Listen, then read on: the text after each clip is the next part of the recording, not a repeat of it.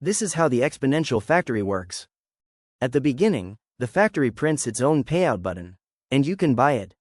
Then operations begin. Mechanics are manufactured by the meter. These are used to build the rock cell. In this rock cell, carbon dioxide is dissolved in water, creating new rock in less than a year.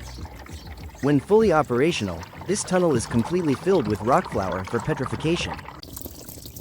The entire tunnel will also be filled for gravel formation.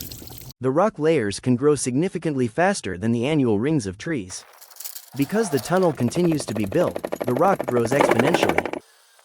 The new rock is harvested every year, processed into gravel, and used by a robot to build new walls for the next factory.